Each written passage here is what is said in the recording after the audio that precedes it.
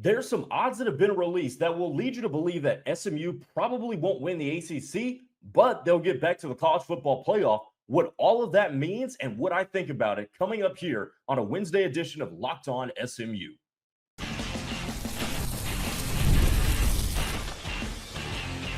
You are Locked On SMU, your daily podcast on the SMU Mustangs, part of the Locked On Podcast Network, your team every day. Welcome to Locked On SMU on a Wednesday edition. Thank you for making us your first listen of the day. My name is Grayson Singleton. Go ahead and find me on Twitter, X on at Gray_Singleton2. Subscribe to this Locked On SMU channel and also click that notification bell so you get notified whenever new podcasts are going to drop. Thank you to our podcast listeners as well for tuning in on Spotify, Apple Podcasts, or wherever you get your podcasts. This episode is brought to you by Monarch Money. Take control of your finances with Monarch Money. Use code LOCKEDONCollege at monarchmoney.com for 50% off your first year. Coming up on today's show, we are going to go through some highlights that I have seen being floated around there from fall camp, and we're also going to talk about the cornerback room.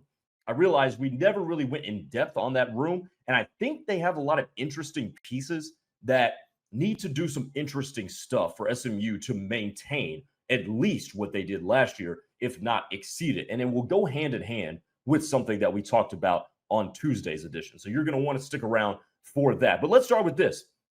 I found some ACC and college football playoff odds for SMU earlier today. And this comes courtesy of BetMGM. The ACC championship odds, so the odds for SMU to win the ACC, are set at plus 900 by BetMGM. Their odds to make the college football playoff are plus 350. If you go over to the All-State Playoff Predictor, which is used by ESPN, there is a 6% chance for a team from the ACC to win the national championship. There is a 52% chance 2 or more ACC teams qualify for the CFP, and an 11% chance the conference has 3 or more playoff teams. Now, this should be pretty obvious what it's saying, but if you didn't put the puzzle pieces together, here's why you should be confident SMU can get back to the college football playoff. Are they going to win the ACC? Probably not. Or let me rephrase that. It'll be a tough hill to climb, given how good Clemson is projected to be, with all of the marquee talent that Clemson brings back. Klubnik, Williams, Parker.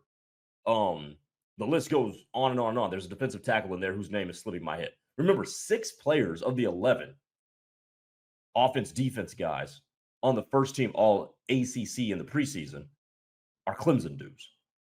So it's reasonable to assert that, okay, SMU probably won't win the ACC. They could. They certainly could. They came within a 56-yard field goal of doing it a season ago. But it's a tough, steep hill to climb. But never have I looked at playoff odds juxtaposed to conference championship odds and them be so far apart. Again, their odds to win the ACC is plus 900. The odd to make it to the CFP is plus 350. What does that coincide with what we've been talking about for the past couple of weeks? That you don't have to win the ACC to get to the college football playoff. That much is obvious. There's no need to spend additional time talking about that and belaboring that point. That's clear. You don't need to win the ACC. You don't need to win a Power 4 conference to get to a 12-team playoff. That doesn't have to happen. That's not a prerequisite. But SMU's schedule, the way it shakes out, if you win all of your ACC games and you split with Clemson and Miami, you should be in the college football playoff. Even if you lose the ACC championship game that you would have qualified for if that scenario plays itself out. You'd be a 2-loss team if you split with Clemson and Miami and lose the ACC championship game. In a Power 4 conference, assuming you've also beaten Baylor and TCU, that's good enough to get you in the college football playoff. 100%. I am very confident of that. But the odds being so far apart tells me a couple of things. Number one, it tells me that Vegas is pretty confident that SMU is going to go into conference play undefeated. I don't think their playoff odds are that short. Again, plus 350 is pretty short in terms of odds. I don't think their odds are that short if Vegas does not believe SMU will handle Baylor and TCU. So that's point number one. Point number two, I think, and I'm gonna read a little deep into this, and I could be wrong, because some of the lines that I've seen would indicate otherwise to what I'm going to say. I think it thinks the odds makers at BetMGM think they're going to beat Miami at home. And I'm interested to see what the odds would have looked like had that Miami game been played in Florida as opposed to on the Hilltop. But with those odds, because here's the thing, if you don't think SMU can handle Miami at home, then you're talking about getting into the college football playoff potentially with 3 losses. I think if that's part of the equation, the odds are not that short. Just from what I've gathered and learned about the odds makers, I don't think they're that short. If that is what you think. So I think Vegas likes them against Miami. And by virtue of that, by virtue of points 1 and 2, by virtue of Vegas liking them against Baylor and TCU, by virtue of Vegas liking SMU against Miami, all that equals is that Vegas likes SMU to get back to the ACC championship game. Now, we'll talk about this on Thursday's episode, but there is a massive discrepancy amongst how people feel about SMU and their standing in the ACC. I saw power rankings earlier today that had SMU in a place that I did not think they would be put. So we're going to talk about that in Thursday's edition of Locked On SMU. But for today, if you look at the BetMGM odds and you look at the playoff predictor, 6% chance for a team from the ACC to win the Natty. I'm here to tell you right now, spoiler, that's not SMU they're referring to. They're talking about Clemson. But 52% chance that 2 or more teams in the ACC are in the playoff. That grouping could include SMU. And an 11% chance that the conference has 3 or more playoff teams. That definitely includes SMU. Because I don't view Louisville as a playoff team. I view Louisville as a good team. I think Louisville is going to be a good team. I believe Georgia Tech is going to be a good team. I don't think they're going to the playoff. I just don't think they're going to be that good. I think they'll be solid. I think they can win 8 games. Probably one of them will win 7. And the schedule shakes out pretty favorably for Georgia Tech. But I don't see college football playoff for either of those teams. So 11% chance to win the conference, but plus 900 to win the conference, 11% chance that 3 or more teams in the conference go to the college football playoff. Do the math. The road back to, and this seems so backwards, this seems so hilariously backwards, but the road to the college football playoff is much simpler for SMU than them winning an ACC championship game. Because if you would have done that, you would have had to beat Clemson at least once, I think twice, because I don't think SMU is going to Clemson and beating them in the regular season. So you're gonna have to, you would have to beat them. Maybe you beat them twice. Especially if you win that game, you will probably see Clemson again, and you would have to beat them twice to be ACC champions. But you're gonna have to beat Clemson at least once, because I think that team's gonna be there for the championship game. But what I do know is that Clemson will be playing for a national championship. SMU, pardon me. SMU will be playing for a national championship. And I say playing for a national championship, meaning you're in the final field of 12. At that point, you are playing for a national championship. And that sort of math that we just laid out has me confident in that. People think SMU is going back to the playoff. Whether it happens as conference champions or not is what remains to be seen. Coming up next, we'll go through some camp highlights that I was able to track down earlier today. We'll talk about what I love the most and a mistake that could be started to be cleaned up. We'll talk about it next here as Locked On SMU continues on a Wednesday.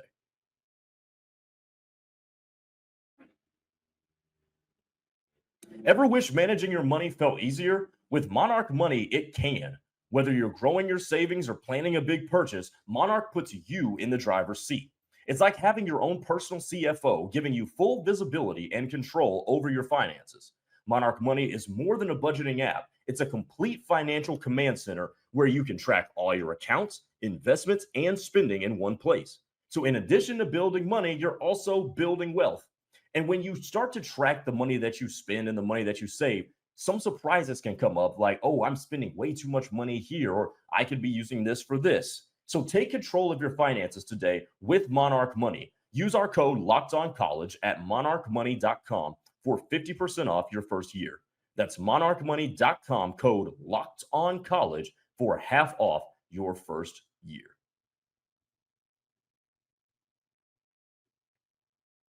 All right, welcome back. Grayson Singleton here on Locked On SMU on a Wednesday. And remember, go ahead and subscribe to our channel. Go ahead and click that notification bell so you can be notified whenever we release new episodes. Also, you can find the podcast on Spotify, Apple Podcasts, or wherever you get your podcasts. So Billy Embody and Dean Rowski do a good job covering SMU on the ground down there in DFW. And I tracked down some of their buzz after practice as the Mustangs started week 2 of fall camp on Tuesday. And one of the groupings, position groups for SMU that I am very, very interested in is the offensive line. If you want to compete against a team like Clemson, against a team like Miami, you're going to have to hold up on the line of scrimmage. Period, point blank, end of story. Very obvious. And offensive line, I think, is, even though that there's turnover, that position is one where they retain a lot of veteran leadership. A lot. Now, what does that come in the form of? Well, it comes in the form primarily of two people, PJ Williams and Logan Parr. And this is what Dean Rowski had to say, noting PJ Williams' performance. Quote, PJ Williams continues to set the standard at right tackle for the offensive line. Williams set the example and looked sharp during the Indy drills. He also got plenty of snaps at his right tackle spot after the team managed his workload early in camp. First of all, love the approach by the coaching staff. Love the approach. You know, a dude that you know is going to book in that right tackle spot. He's not competing with anybody. There's no need to throw an offensive lineman just full throttle. Especially, I don't know if he was coming off of any kind of lingering injury, maybe from spring or last year. I'd have to go back and double check on that. But that is a really, really good start and a really good approach too. Work him in and then gradually increase that workload as you ramp him up. I love it, especially for an offensive lineman, of the importance of PJ Williams. Also, I found this note interesting. SMU offensive linemen Joshua Bates and Addison Nichols, this is from Billy Embody, they've shown the ability to both play center, and true freshman Drew Hill is also working in there. This fall camp, there's not as much juggling of sorts in the offensive line, and that's a good thing. Right now, it's tweaking and cross-training a couple of players to get the right combination. Oh, man. If you are concerned about the offensive line, that note there, let me get back to it. This fall camp, there's not as much juggling of sorts on the offensive line. That should make you feel the most confident about this offense than anything I have told you up until this point, except maybe that I think Kevin Jennings is going to be better. Other than that, synergy on the offensive line can make or break a season. The ability to keep the same five for as long as you can, because it's not going to be 100%. Offensive linemen are going to get hurt one way or another, whether it's a nick and bruise or turned ankle here or a tweaked knee here. They're going to get hurt. They're in collisions that, simulate a train wreck 300 times a game. They're going to get hurt. They're going to get fatigued. They're going to get worn down. But if you can have the same combination of 5, maybe a 6th guy in there that's battling over the course of fall camp, oh, baby, you're setting yourself up for something very, very good on offense. I was so close to using the word incredible. I'm gonna back off that. I'm gonna pump the brakes there. But your foundation is already so positive. If you're not mixing in offensive linemen, trying to find out who's our dudes, it seems like, based on what I just read there, that they know who the dudes are, and they're just trying to figure out, okay, what's the right combination and the right alignment. And that is a really good thing, because you don't want to be juggling stuff this close to the season. It's like, 25 days until the season kicks off? You want to know who your dudes are. And not everybody does. Texas just lost a right tackle who was battling for a spot. I think Oklahoma is in the midst of trying to figure out some spots. Will those units be as good as they could be? I don't know. But it does put that in jeopardy if you don't have the same 5 guys working out at one time. I'll take you back to Oklahoma going into last year. And again, I cover Oklahoma as part of my day job. But Oklahoma had so many injuries to the offensive line going into fall camp that it gave me enough worry to be like, I don't know if this team wins more than 8 games. I said that on live radio a year ago. I was like, I don't like the situation. And lo and behold, the offensive line ended up being a turnstile for the entire season. But if you can start developing continuity and synergy in the beginning of August, and really that would probably go back even more months, you're positioning yourself in a really, really good spot. I love that. Yesterday, we talked about how we need to see SMU make less mistakes. They've got to clean up the errors, fewer mistakes, fewer miscues this year, because they were -2 in the turnover differential. We'll talk more about that in the third segment. But they were -2 in turnover margin last year, somehow made the playoff. That's an anomaly. They shouldn't even attempt to duplicate that, especially with a tougher schedule. That will not go your way. Dean Rowski noted this in practice. One simple sentence.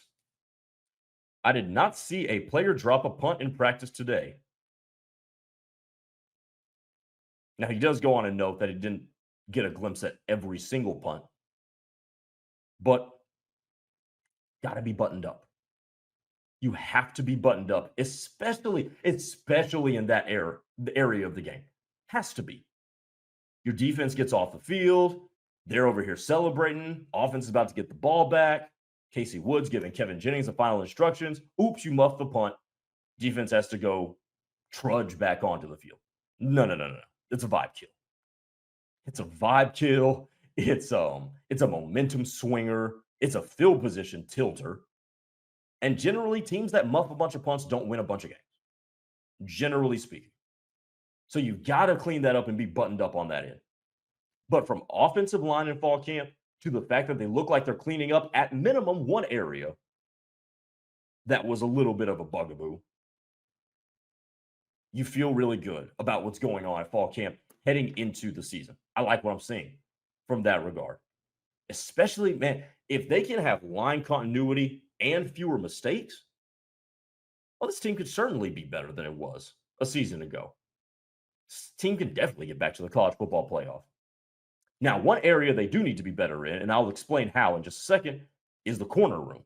And we'll talk about that next to close up shop on a Wednesday edition of Locked On SMU. Stay with me.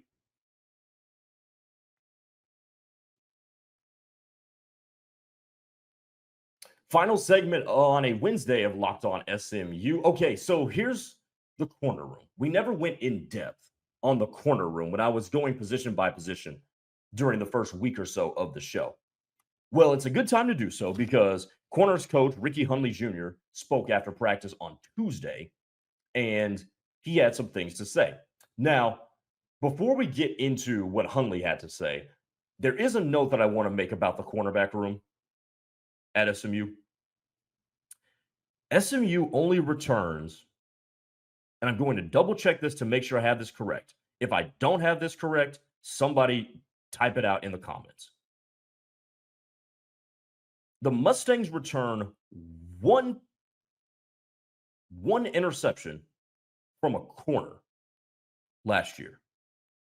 One. They return, let's see, 8. There we go. Here's more. 11. 12. 12 passes defensed. 12 PBUs. So 12 pass breakups and 1 pick by corners from last year. The 1 pick was Deuce Harmon, who also accounted for 8 of the PBUs. The corners need to be more active this year. We talked about bringing the turnover margin down. Well, you can bring the turnover margin down in 2 ways.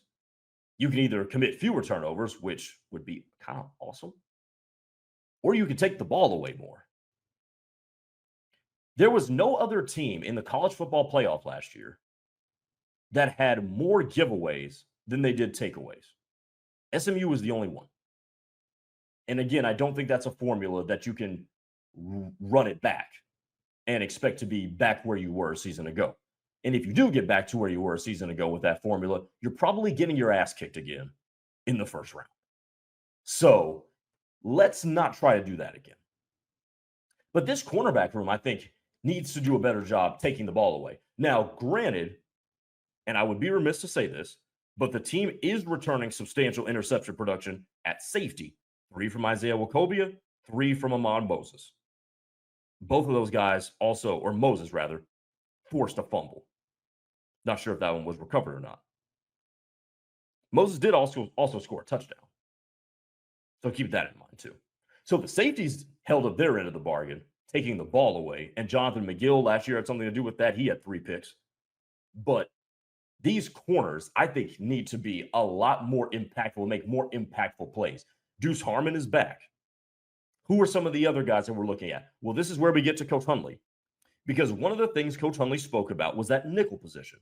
And his eyes lit up, and he kind of let out a half smile when asked about the nickel position. He said, we've got a battle there. He said they're battling there. 3 guys are involved in the battle for the nickel position. Kyron Chambers, Jaden Milner-Jones, and Lamadrick Spencer.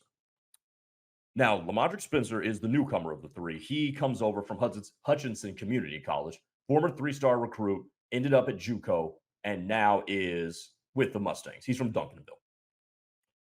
So he's there along with Jaden Milner-Jones and Kyron Chambers. And as I go back to the stats here, neither one of those dudes had a pick. Neither one.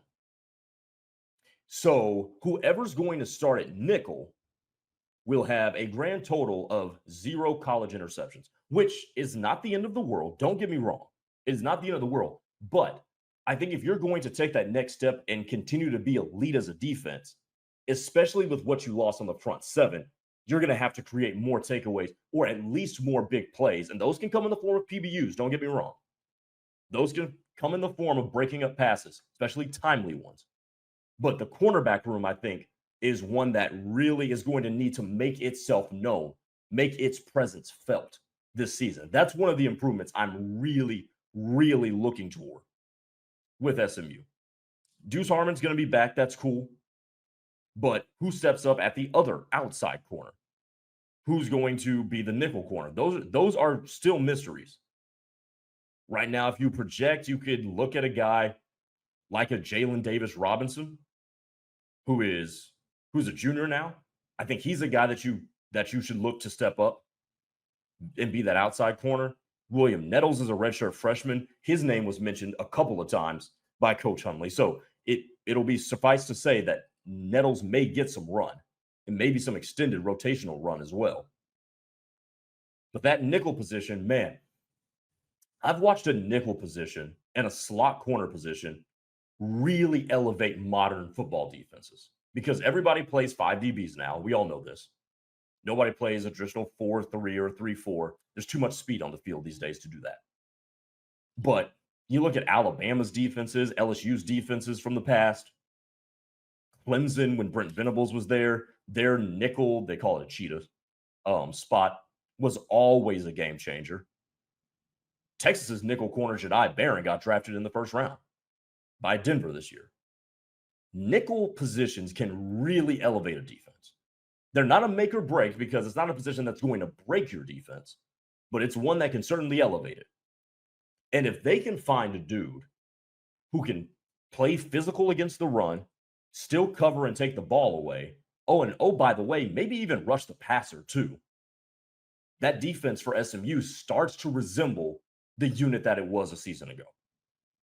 But more importantly, man, when it comes to that turnover margin that I'm looking to be at least in the positive at a minimum, but hopefully in the +5, maybe +7 range, we'll see. I might be getting a little greedy there. But they're going to take the ball away. And sure, you can take the ball away by forcing fumbles. Sure, you can take the ball away by getting strip sacks. But it's not as if this team forced a heck of a lot of fumbles. They forced 11, which is cool, but not in an outrageous number. Get some interceptions. Get some interceptions, especially from your corners. Again, they only return 1 interception from the corner spot from last year. I think that's something they need to improve on this year. And if they can, this defense starts to look really, really good. And this team takes another step toward being back in the college football playoff. That'll do it for a Wednesday edition of Locked On SMU, part of the Locked On Podcast Network, your team every single day. We appreciate you making us your first listen of the day. For your second listen, go over to Locked On's The Portal with Brian Smith as he keeps you up to date on all the information going on in the world of college football. We will talk to you tomorrow. Take it easy, everybody.